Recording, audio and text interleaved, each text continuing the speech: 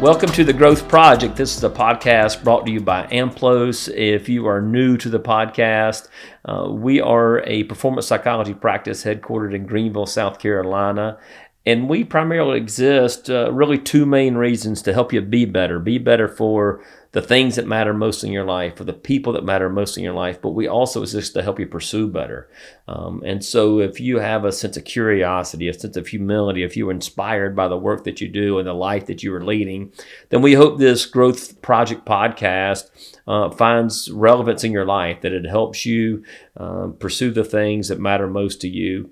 And so we appreciate you listening. If you are a frequent listener, please subscribe. That always helps us promote our message. And please give us some feedback along the way of what messages you find relevant, what topics you want to hear more of, or questions that you have about the content we put out. It is a combination of our own experiences, our own education, our own research, as well as guests of the program. And so thank you for listening. Today's episode, really excited.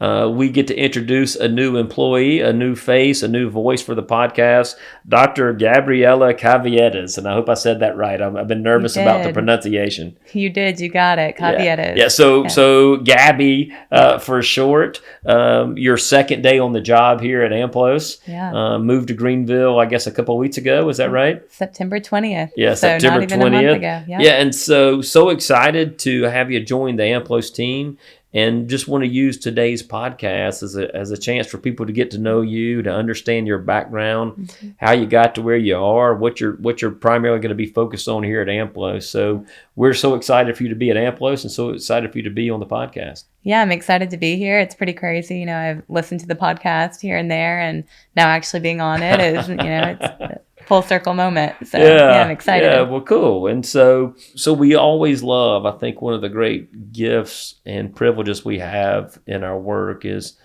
people trust us enough to tell their story. Yeah. And we get to use this podcast as a chance to tell our story as well. And we want that to encourage others. So just a little bit of background, where you're from, what sparked your interest, what are some of your experiences along the way that helped shape you and shaped your passion for this work? Yeah, I'll kind of go right into it. And if you have questions along the way, just interrupt me, stop me. But I was born and raised in Houston, Texas. When I was about 3 years old, we moved to Alabama, lived there for about 10 years, then moved back to Houston. So kind of did a bit bop back and forth between Houston and Alabama. Ended up, completing all of high school in Texas. So even before we get to high school, was it sports experience, early sports career, what, in those formative years? Very formative years. I was involved in a little bit of everything. My mom always put us in all the sports. So I tried soccer, I tried volleyball, basketball, I tried gymnastics. My main thing for about 8 years was dance. So from when I was really young, I was tap, jazz, ballet, did all of those classes multiple times a week, did performances, and loved it. And then really started to transition out of that and got into equestrian show jumping. My aunt is a big horseback rider, and she had horses. And from a young age, I'd go visit her and always wanted to get involved with it. But my mom was a little bit hesitant. She thought it was a dangerous sport. Which it is. Yeah, it can be for sure. I've taken many falls off of a horse, gotten kicked. So yeah, you definitely can get injured. Finally convinced my mom when I was around 12 years old to let me really start taking it seriously and competing and getting into that world. So that was really my sport experience from a young age. And so do you still ride today? Not as much as I would like to. Ever since, college and grad school, I took a step back from it. Anytime I go visit my aunt, though, we ride, and I still take lessons. Well, when I was living in Tallahassee, I would take lessons every now and then, just kind of, stay on it. But not as regularly as I would like to. I never got quite into the formal show jumping, but I remember going to a camp when I was in middle school, and we had horses that could jump there. And so I grew up on a farm in Sumter, South Carolina. So I went back, and we had these two paints. We had a paint and a pinto, Yeah. and I was going to train my horse to jump. And so I built this homemade jump, Oh, wow. and I couldn't get the horse to jump. And so I can vividly remember I got the bridle on, and I'm running, and I'm jumping first. And then trying to get the horse to, and it worked. Yeah. I had a Western saddle, Yeah. so it was not very formal. funny. I don't think I wore a whole lot of protective gear along the way. And so we'll talk a little bit more about what sparked your interest in sports psychology. But if you go back and talk about your mental game, how would you describe your mental game in your early sports or even riding horses? Oh, gosh. My mental game when I was young was not where it needed to be. I will tell you that much. I had a lot of fear with jumping. And I think that honestly held me back a lot. And I wanted to jump big and I wanted to go far with it. But at the same time, my horse, she was a little bit, she was hot-headed and would like to stop right before the jump. Just full brakes and fling me forward. So after a few experiences of that, my fear really started to heighten and my, resistance to it. So mental game wise, when I look back on it, I do think that I was strong in terms of my motivation. I was strong in terms of resilience, but when it came to not letting my fear hold me back, that was a bit of a struggle for me.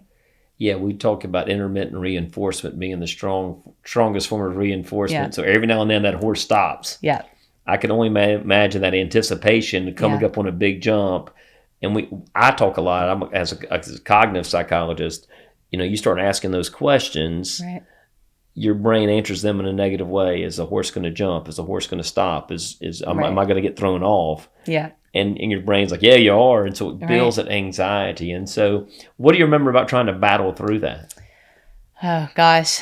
You're taking me back a long time ago. But honestly, battling through it, what helped me is I just got really intentional about counting my strides. And that kept my brain off of the fear. That was one thing that worked well for me was as I'm approaching, just really counting out the strides, like 4, 3, 2, 1, and telling myself jump. And that helped a lot. She did still stop sometimes. And, it was a struggle, but I think that was the biggest thing that really helped me deal with the fear. We talk about in terms of, again, cognitive psychology, there's positive thoughts, there's negative thoughts, which can tend to dominate our mind, but neutral thoughts. And so those are neutral. Much more neutral, very instructional in nature. Yeah, I'm going to count my strides and I'm going to say jump. And hopefully we're going to jump. How'd you come up with that trick? Well, I think I just didn't really have the confidence at the time to believe that, if I tell myself I've got this, I knew in my gut I didn't fully trust that at the time. So I just really thought, all I can do is focus on what I need to focus on in this moment, which is how many strides and when I need to actually lean forward to move forward with the jump. Yeah. So it really was one of the best distraction methods that I honestly kind of just taught myself. I didn't really have a coach or anyone who told me to do that. My coach did call out strides as we approached. Oh, yeah. So I think that maybe resonated with me. I was like, okay, she's calling them out. I'm going to just count them in my head now too. And it worked. So. Yeah. And so you haven't been around me enough, but I love quotes. And so one of my favorite ones is success comes to those who are too busy to be looking for it. Yeah. And so that's what your coach is doing. We're calling out the cadence. We're calling out the steps. And so I'm so focused on the moment, which is where performance takes place and life happens.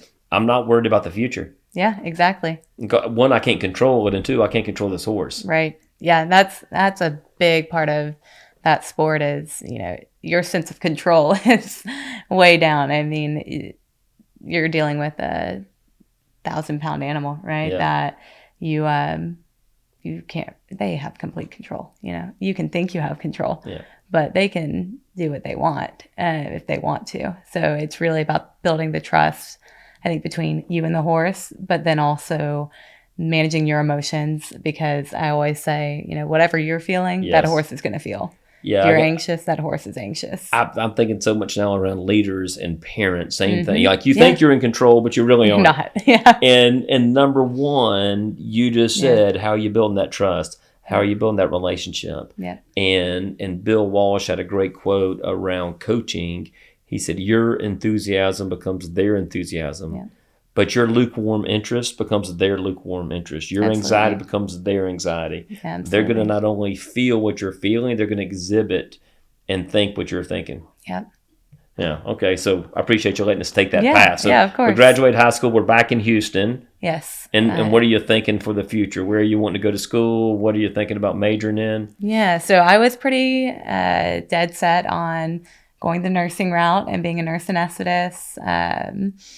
I applied to a few schools in Texas, but also applied to the University of Alabama and ended up getting a full ride offer to go there for academics. So went to UA and I loved it. Went in as pre-nursing. Shortly into that journey, found out that was not the path for me. Do you mind me asking, how'd you figure that it wasn't the path for you? Yeah, absolutely. So I'm a big believer that life is going to take you where life takes you. And I remember one day, my freshman year, I was in my dorm room. I'd gotten an email from the university saying, hey, we have this opportunity for a student exchange program. And I was like, oh, it seems interesting. I'll click on it. Clicked on it. There were some options. It was really, within the U.S. based. They had the option to do a semester in Hawaii. So I was like, well, that seems pretty cool. I've never been to Hawaii. I think it would be awesome to do a semester out there and just kind of experience something new. So I just applied for it and found out, pretty quickly that I was accepted for it and that the next fall, so fall of my sophomore year, I would be doing a semester in Hawaii. So packed up, went out there, and when I tell you it's an entirely different world, from southern living. You've got Houston and Alabama, right? Tuscaloosa, nonetheless. Going out to Oahu and being at the University of Hawaii, and gosh, the lifestyle there is just so active. And I don't know if I'm sure you've heard, but the level of happiness and overall well-being out there is like the highest of any state. And while I was out there, I got really into the active lifestyle, hiking, jogging, weightlifting, all of it, just because that's a part of life. And I started to realize, hey, like this is really altering my happiness, my well-being, my overall quality of life. And I got really into this idea of figuring out how all of that is related. How is our physical health and our mental health and our well-being and the way that we think and experience emotions, how is it all related? And the funny part is I just did a Google search. I said, what are some careers that integrate physical and mental health? And found sport and exercise psychology. Wow. Went down a Google rabbit hole of exploring what that is and what it all entails. And when I got back to Tuscaloosa in the spring, I switched my major to kinesiology and said, I know Alabama did not have any sports psychology classes or anything like that, but I knew that was the path I wanted to do. So just went kinesiology and found some master's programs that I'd be interested in, kept my eye on those, and reached out to a local sports psychologist in the area, Dr. Brett McCabe. Yeah. Asked if I could intern with them, unpaid, just let me shadow, let me see what it's like. And the summer after my sophomore year, I did that, interned with him, and got to really see what it was like being in this field. And from that point on, the rest is history. Awesome. Yeah. And so I love that curiosity. Like the whole theory of career decision making is really based on interest inventories and, strong interest inventory, big in Florida State on career decision making, vocational counseling. But his whole theory was that what you're more interested in, you're more motivated. Where you're more motivated, you're going to find more success and happiness in what you do. And so I think we put so much pressure on young people to follow a certain path or a certain dream instead of paying attention to what your interests are. Absolutely. And that was a big struggle for me. Nobody in my family knew what sports psychology was. To this day, I think, people like my grandmother are like, what do you do? What is it you do? And, it got a little bit of pushback from them on, are you sure this is what you want to do? I mean, that's a very big change you're making. And I was like, no, I know this is it. So yeah, it took a lot of trust in myself knowing that this is something that I wanted. And I think one of my traits is that when I decide something, I've decided, and it's going to be really hard to change my mind. That's good for us to know here. Yeah, exactly. Yeah, that didn't come out on the interview, but I appreciate you letting us know now. The problem is, I think, you'll see that in Drew and I as well. Yeah. So that may be a characteristic of, hey, we make our minds up. Yeah. So this early vision, I don't know why, early vision of what you saw your work being. Yeah, early vision is totally different from what I ended up doing. Early vision was I wanted to really go the personal training route, and I was for a while. I went the personal training route, was a personal trainer for a few years, and wanted to really be involved with helping people realize the link between being physically active, being fit and healthy, and the effects that then has on their mental well-being, and just overall motivation to do life, and do the things you want to do, and pursue, right? And yes, I think that I got into the world of personal training. I loved it. And I still could see myself helping people in that way. But honestly, the way that life panned out is I went to Florida State, and they're a very sport-driven program, not so much on the exercise side. I think when I was there, we had one other individual in the program who was really focused on the exercise side of things. And, we talked about it a bit, but all of my applied work became focused within sports, which was a, crazy twist for me because I was not usually involved in any of those sports that I was now working with. Yeah. So I had no really previous background knowledge on these sports. And I did question myself. I'm like, gosh, how are these people going to trust me? And am I the expert here? And that was a big battle early on when I first started consulting. So how'd you learn to navigate that? Yeah, well, I had a great mentor, supervisor at the time, Dr. Greg Chow and Nicole Gabbana, who are both, still in the field and doing great work in the applied world. And they had mentioned to us, they said, your athletes are the experts of their sport. Yes. We want you to go into sports where you have no knowledge of the sport.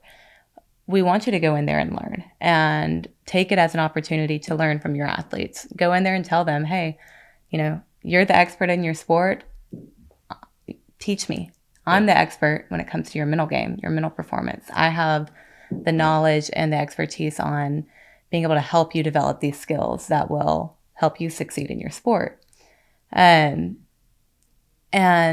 that really stuck with me. And honestly, anytime I go to work with a team or an athlete whose sport I'm not super familiar with, I always tell them, you're the expert in your sport and I want to learn about it. So expressing that curiosity and willingness to learn. And then I think there's a piece of it where I also had to do research outside on my own too and say, okay, if I'm going to be working with, cheer and dance, I need to learn about what it is they're doing out there and understand the language they use, the terminology they use. So I remember some of my early, I'm in the rowing boat at Clemson, and I'm like, I don't know anything about rowing. Yeah. We did a figure skating, thing here, Drew and I, a long time ago. I knew nothing about figure skating. And what I realized is I know very little about even football or basketball, like being around it at such a high level. Mm-hmm. But people kind of ask me, and our audience has heard this before, who do you love working with the most? What opportunities? And there's three characteristics that I really look for that really get me excited to work with someone or an organization. It's curiosity, Yep. humility, Yep. and passion. Yep. And Peter Drucker, the great business consultant, said all he did as a consultant that made him good at what he did was to be ignorant and ask a lot of questions. Yeah. And I think one of our core values here at AMPLOS is humility. It is, yeah. And to me, it's, hey, you're the expert on you. You're the expert on your sport. You're the expert on your life. How can we join resources? How can we partner with you to help you be better and pursue better? And I love that your mentors advise you to say, we don't want to ask our athletes or our leaders to do things we aren't willing to do. Right. Can we get uncomfortable and really try to learn? Yeah, and vulnerability. I mean, you're not going to make an impact with any of your clients unless you're willing to be vulnerable with them and show them that that's okay. It's okay to not know something. It's okay to be curious and to want to do better, but not quite know how. Yeah. So I think it's huge. Well, if they knew how, we wouldn't really have a job. Exactly. So the big question here that maybe our audience, that I'm really interested as well, and maybe I know this, we've got, I've worked with Clemson now for 20 years. Drew's been with Georgia forever. Corey's at Oregon. The big question, are we Alabama or Florida State fans? That's a big question.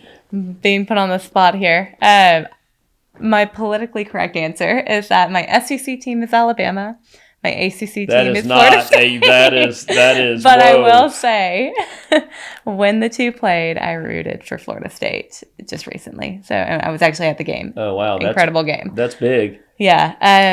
It seemed to have different responses after that game to both of those teams. Yeah. One that lost, use it as motivation. The one that won, I'm not quite sure what's happened there. Yeah. No. That's a sensitive topic. Okay. But no, honestly, it's been a struggle for me because, all of my family, I was raised an Alabama fan. My mom went to law school at UA.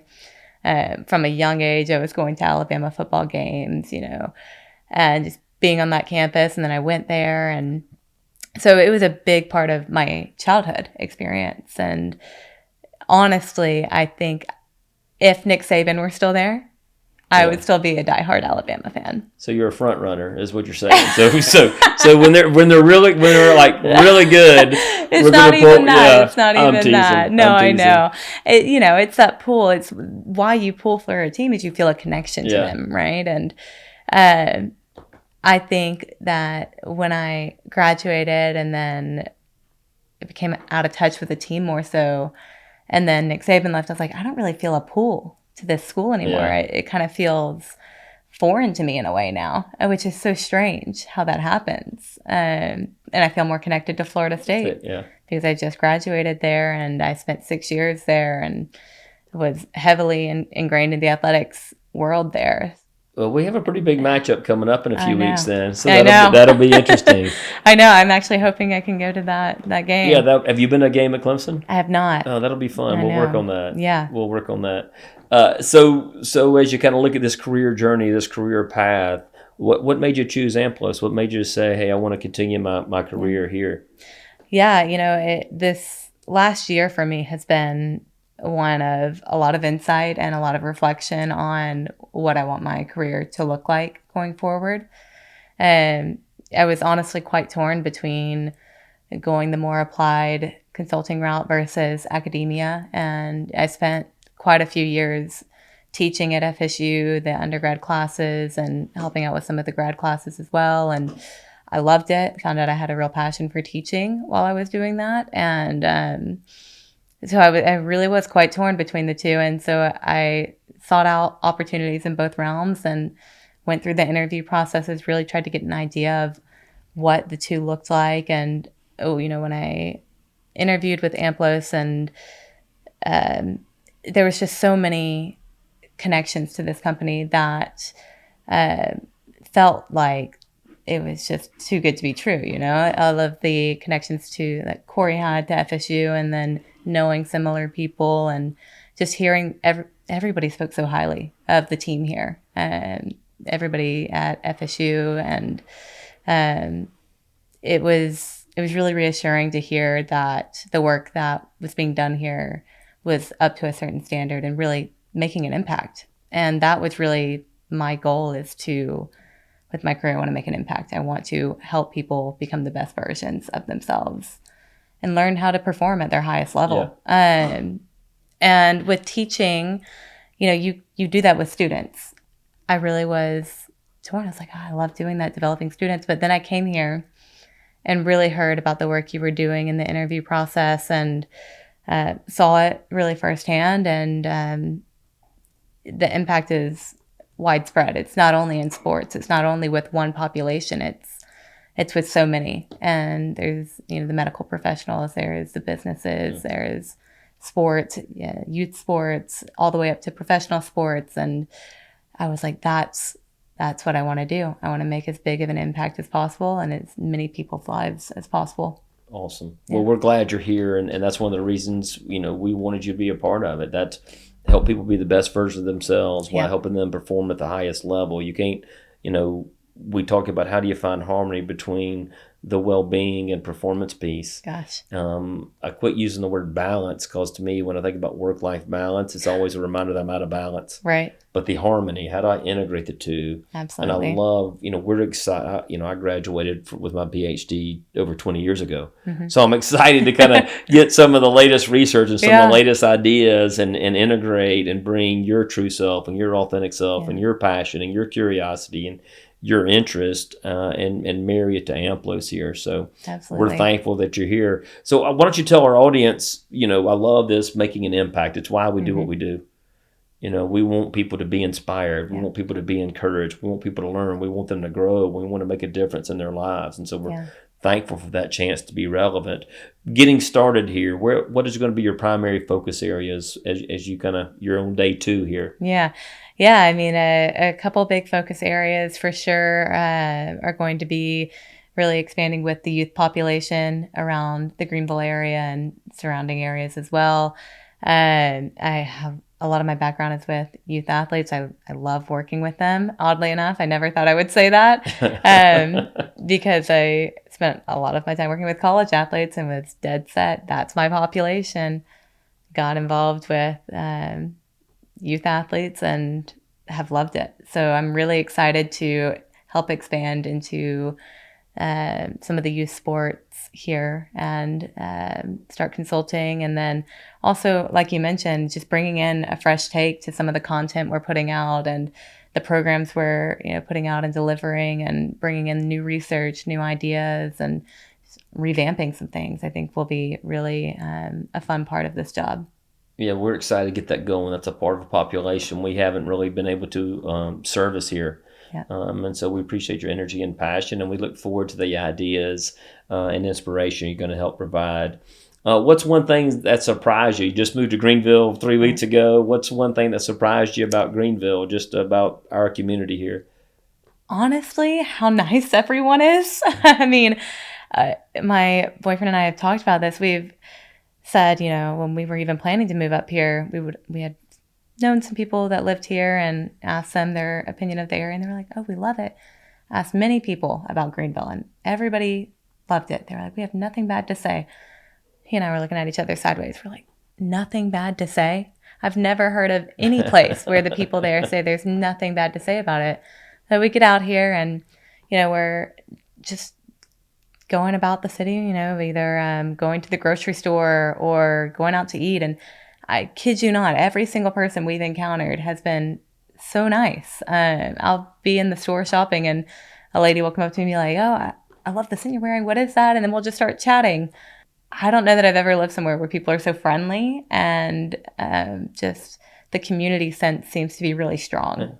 So I hope that continues. The only complaint is like, hey, we're growing too much. We're I've going heard too that fast. too. Have you been here? That would be my only complaint right now. I have heard that. But this time of year is a beautiful year.